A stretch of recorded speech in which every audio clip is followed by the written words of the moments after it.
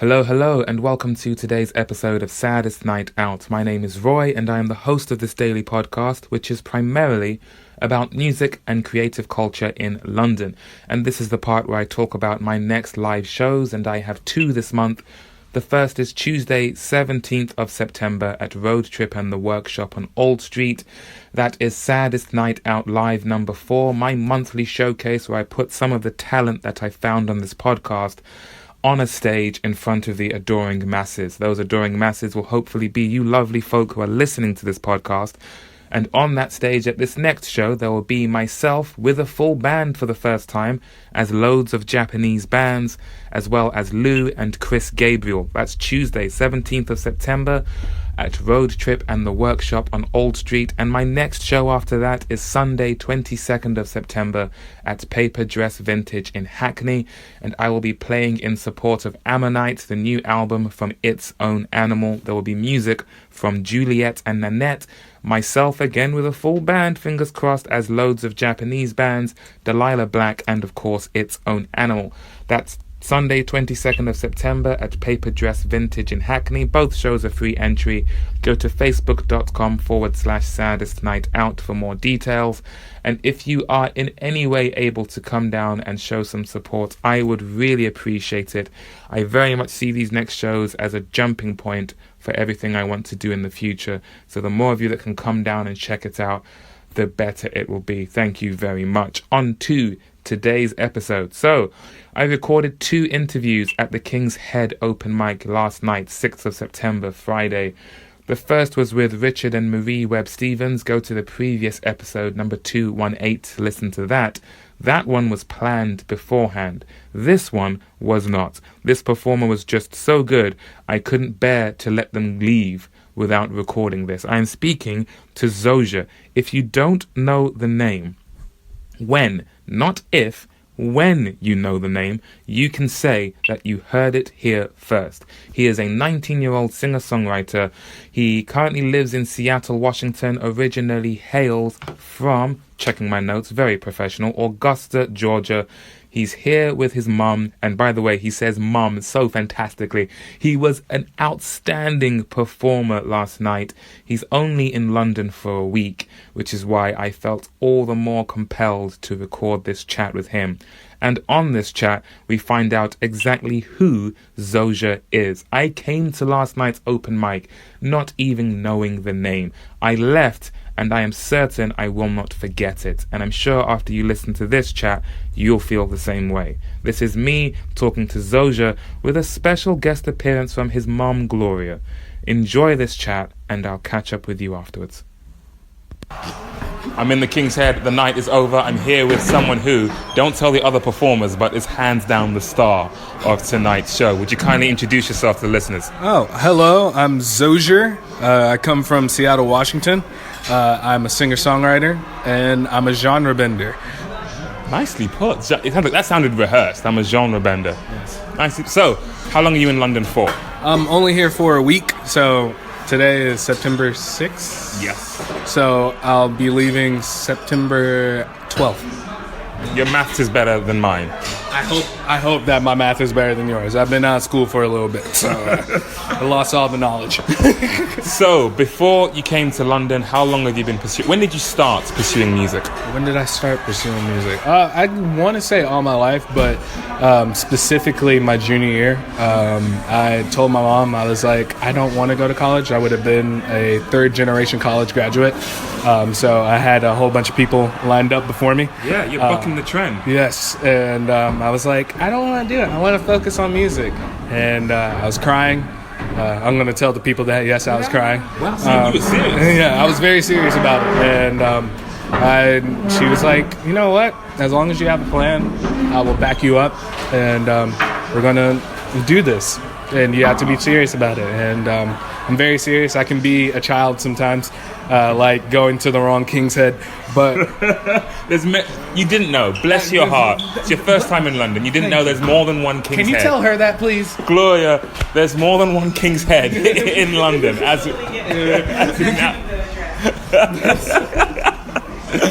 So, because your mum was telling me at age 13 you started writing. Yes. So is that when you first decided to take this seriously, or was that just as a passing interest and later on? When I started writing at 13, it was kind of a form of therapy, just because I had severe depression growing up, and I always thought that maybe if I write something down, I can get it out, even though it was still there, deep down. But I guess from that point, I did take it seriously. I just didn't know. So I would write songs every single day. So were you singing at that age as well? Yes, I was actually singing ever since I was like a baby. Or not a baby, like 4. So I guess family was into music then? Yes, family was into music. So my dad was trying to be a musician. He rapped. And then my brother played bass. My mom played violin. And then I ended up playing... I initially played piano, and then we moved to my grandmother's house, which was a smaller house, and by that time I would have been on a grand piano, and we didn't have room for it. So she asked my godfather for a little bit of cash to buy a new instrument, and she bought me a guitar, and I started playing when I was 9. And from then on, I've just been playing. Your songs are incredible. I just had to get that out of there. Just state that fact. Glad I got that off my chest. Who are you thinking of influence-wise when you first start? Because it sounds like when you started writing, it was just for you, like to get your emotions out there, therapeutic. Actually, it's very strange. I am a huge Ed Sheeran fan. So his first album actually got me to start songwriting. So it came out 2011. So yeah, I was 12. So actually I started writing when I was 12. I wasn't serious about writing until I was 13. Every time I sing, especially here, being in the UK, growing up, people will call me the Black Ed Sheeran. And wow. Sorry, I forgot your friend's name. Andrew? Oh, Andrew, yes, Andrew. Yeah, Andrew. He was even like, "You are the Black Ed Sheeran." I was like, "Yeah." Everybody calls me that. That's my go-to nickname, the Black Ed Sheeran. And so at 12 you start writing, 13 you start taking it seriously. Yes. How old are you when you tell your parents that you don't want to go to college, you want to do this? 17. And what does taking it seriously mean? So now that they got behind you and said, okay, instead of college, we'll pursue music, what's the first step? What do you have in mind? So my biggest dream is really to become a songwriter. Though everyone says that I have a great performance, great aura, as they say, when I'm on stage. I absolutely love writing songs, and that is really the biggest thing. So when I told my mom that I wanted to go into music, sorry, the beer is getting into my throat. Welcome to London. Yeah, welcome. When I started writing and told my mom that I wanted to do that, in my head, it was like, I want to be like the biggest person in the world. Like, everybody knows Drake. Yeah. But I'm not trying to be Drake. I'm trying to be Ed Sheeran. I'm trying to be like John Mayer. I'm trying to be like Mac Miller. Writing songs to where it evokes emotion, to where people feel it and they can compare it to their own lives. And if I can write a song for somebody else and it makes the top 10, that'll be great. But as long as people feel what I felt at the time when I was writing it, that's the biggest success that I can ever have. And you mentioned when you were on stage that you had a mentor in Nashville, was it? Yes. So what was that about? Have you been there for writing sessions or something? Actually, so my mentor, he's been my mentor since I was 12. So he actually helped me write. Okay. And he would always proofread and see all the things. So when I started writing at the age of 13, my first song was about drinking alcohol and smoking weed, which was very funny because one, weed isn't legal in Georgia, and secondly, I was 13 writing about something I did not know. But I ended up going to Nashville when I was 18, I think. Yeah, 18, and recorded an EP there. And it's actually coming out, hopefully this week. So the week of... So like next Friday? Next Friday. Hopefully next Friday. So 13th? 13th, yes. Friday the 13th. Oh. Touch wood. Oh, yes. All right, we're Friday good. the 13th, the Yeah. debut EP comes out. So it's called Genesis, and the reason why I named it Genesis is because those are older songs, so songs that I wrote when I was 14. And if you check out my Spotify, I'm going to plug myself. Absolutely, yes. Zoser, Zoser. 2 songs are already on there called Miss Valentine and Hurricane. And Miss Valentine I wrote when I was 14 about a girl that had no interest in me.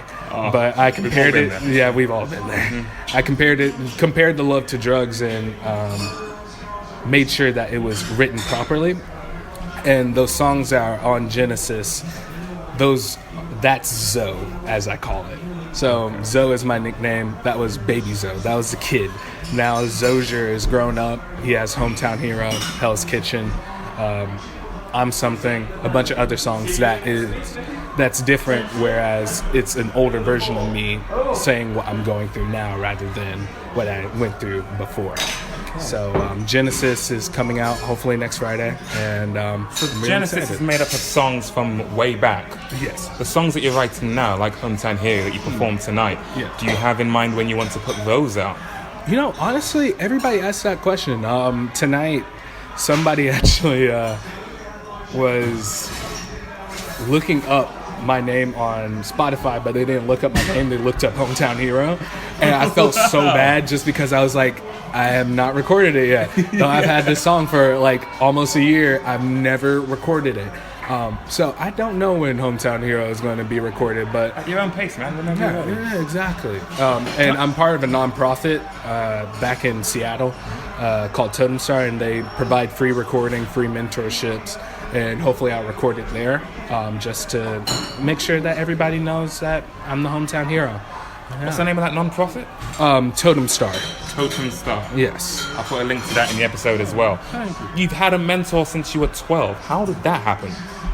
Very crazy. Actually, he met my mom. His name's Joe Stevenson.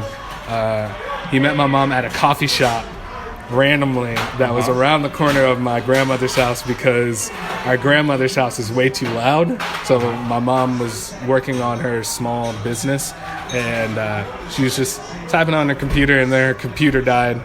And then she was like, "Hey, could you lend me a charger?" And he was like, "Sure." And then they ended up talking, and she was like, "Hey, this is my son. He actually does music because he's a promoter." And he was like, "Wow, this kid is gifted. Like, I would love to work with him." And that's how the mentorship started. Oh, yeah. The stars really aligned for that one then. Oh, yes. It was really, I have to say, like, I was blessed to have a mentor and a mom that randomly met each other at the same time that could help me out with what I really wanted to do.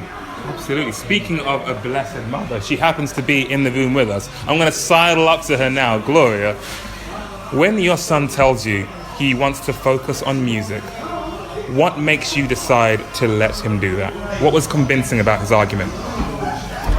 Because he practices his craft, you know, and has always practiced his craft. So when we were living in Georgia, every other Saturday he would go to the farmer's market and play, even at 14. So from like 14 to... I played 6 hours every single day. Get over here, man. You played 14 years old. You're playing 6 hours a day at the farmer's market. Yeah, on a Saturday, because it was only open on Saturdays. So, like, I randomly run into people, and so I knew a young lady who was very much aligned with promoting the arts in the town that we were in, and she was like, you know, I have this booth. He can come and sing, you know, just so that he can have something to do. And so then that just became something that he did. He was also involved with the 100 Black Men. That's a national organization. That's a mentorship for young Black men in America. And they would find opportunities for him to play. So he represented them on the national level. How old were you? Yeah, in Miami when he was like 15. So when he came to me, it was, you know, after all of these things that, you know, he's out there, he's hustling, he's writing, he's taking any opportunity that is given to him. So how could I say no to that? Yeah. You know? I'm speechless at all that you've been through. When did you move from Georgia to Seattle then? 3 years ago. 2016. Yeah, 2016. Now, Seattle, I think most people associate Seattle with grunge, 90s rock, Nirvana, etc. Georgia versus Seattle, as far as your music is concerned. Has one been more supported than the other? Has one had more opportunity than the other? Seattle. Definitely Seattle. Though sometimes I cannot like Seattle, I love it because they really do push the arts, and their music, they embrace them, and the music there, it doesn't matter what you play. Honestly, you could be the worst person at an open mic, but they'll support you and then give you a round of applause because they know that this person really is trying, and that they're trying to make something that, one, matters to them, but hopefully can matter to other people. So Seattle has done a lot for me, and I grew up in Augusta, Georgia, so it wasn't that big, but it's the hometown of James Brown. So that's why Hometown Hero is called Hometown Hero. They actually have a small statue of him in the Augusta, Commons. The Commons. So if you ever go to the Commons, go to the Augusta Commons. It's a very small statue. So, and one of the lines in Hometown Hero is trying to get them to build a statue of me. Whereas I want to replace James Brown, and not replace him out of history, but be the new person that brings happiness to this town that is literally black and white, and people aren't really open there. And I want to prove something to all the kids that I grew up with, that though you may have said that, yeah, you're good, but you really think you're gonna be great? I think I have the chance to, and Seattle really helped me out with that. I've been part of a whole bunch of programs, like More Music at the More, Sound Off, Songwriters Lab, just to improve my musicality, if that's a word. And without Seattle, I don't think I would have ever gotten this far. I don't even think that without Seattle, we wouldn't even be here in the UK. So, shout out Seattle then. Yeah, shout out Seattle, definitely. Yeah. So you've been through a lot, and it sounds like your head is in a really good place. The ambition is there. The talent is definitely there. Where's the best place for people to find you online to keep eye on what you're doing next? Zoser Official, Zoser Official, OFFICIAL. Official. At .com, everything is Zoser Official. So all social media and stuff, and I'm primarily on Instagram, and my website looks awesome. So, if I say so myself, of course. So if you want to check it out, go ahead, and you'll see a couple of performances on there, and a whole bunch of songs. Yeah. Zoser, Gloria, thank you. Of all the pubs in all the towns in all the world, you happen to walk into mine. And I feel blessed that you did. Thank you both so much for joining me tonight. I hope you have an easier journey getting home than you did coming to this place. But yeah, if I get to see you again, I'll be that much more lucky for it. Thank you both so much. No problem. Thank you. And that was that. Thank you so much, Zoser and Gloria, for coming to our open mic and for letting me find out your story and share it on my humble little podcast. And also, apologies for saying Zoser wrong. I think at the very end there I said Zoser, and I'm slapping myself on the hand there. How dare I? Zoser is the artist. He arrived a bit late, and as he explained, I think he kind of explained at the start of this chat, he was searching for the King's Head pub, not realizing there was more than one King's Head pub in London. And if that isn't the most adorable thing ever, then I don't know what. And in the background, when I said to his mum, there's more than one King's Head pub, what she said backwards, I sent him the address though, so you might not have heard that. He came, he saw, he conquered. He was phenomenal. I think his second song, if I'm not mistaken, was Hometown Hero, which he mentioned in this conversation. I drummed along with him, as I am wont to do, and we ended that song so in sync. And then afterwards he told me he made up that ending. We were just riding that wave together, and oh my goodness, it was so much fun. And there's a lot to unpack in this conversation. Started writing at 12, got a writing mentor at 12, started writing seriously at 13, started playing guitar from 9, told his parents that music was his path forward at 17, and now at 19 he's across the pond. I am sure he said he's here for 7 or so days, leaving I think on Thursday, and I had to tell him we've got an open mic night every night while you are here. It's looking likely that he might make an appearance at as many of those as he possibly can. And I just can't wait to hear from my other hosts and the other people that attend the open mics when they realize just how phenomenal he is. And such a very level-headed, very heartfelt, very sincere person as well.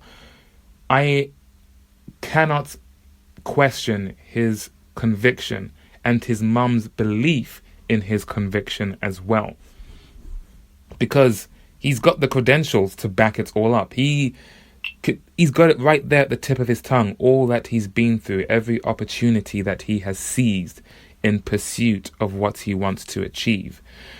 Ed Sheeran, I mean, personally, I've never been the biggest fan of Ed Sheeran, but I think when it comes to him, it goes beyond personal taste of whether you do or don't like his music. His impact is undeniable. His talent and his work ethic is undeniable, and that influence is very noticeable in Zoser as well. And Zoser's the type of person where you honestly feel you just keep going, because the success in your pursuit feels inevitable. You have all of the tools in your tool belt needed to get there, and now we all can just get a front row seat at zoserofficial.com and watch it unfold. I cannot stress enough how fun last night's open mic night was, just in general, but particularly Zoser's performance, because it was near the end. I think he was our last performer before we had a couple more songs from some of our earlier performers, and then I had to pack up. Normally I aim to leave about 11. I left, I think, maybe 20 to midnight, because I stayed so much longer talking to people and whilst trying to pack up. And then I interviewed Zoser and his mum Gloria before I finished packing up, and while their taxi was on the way. I couldn't miss this opportunity. Thank you from the bottom of my heart to Zoser and Gloria for talking to me for this episode. He mentioned a lot of different projects that he has taken part in, and I will put links to as many of those as I can in the notes for this episode, but the one you need to know the most is zoserofficial.com. That is where you will find out all you need to know about Zoser going forward, as well as at Zoser Official on Instagram, and Zoser, Zoser or Zoser on Spotify to check out those releases. Whew, you know what? I know exactly what you need to do, listener, right now, and that's 1. Be sure to come to my shows coming up this month, the Tuesday 17th of September at Road Trip and the Workshop on Old Street, and Sunday 22nd of September at Paper Dress Vintage in Hackney. 2, go to facebook.com/Saddest Night Out to click the little thumb or the tick or whatever symbol it is that says, yes, I'm going. But 3, and perhaps most importantly, so maybe this should be number 1, go back and listen to this episode again, because it's just so good. You've got to drink it in all over again. Thank you. I personally will be thanking again Zoser and Gloria for talking to me and for coming down last night. And thank you all very much for listening to this episode. You can find me online, Saddest Night Out, on all social media. Feel free to reach out to me, saddestnightout@gmail.com. And this podcast is available on all good podcast platforms. I'll leave it at that. Thank you all so much for listening, and I'll catch you on the next one.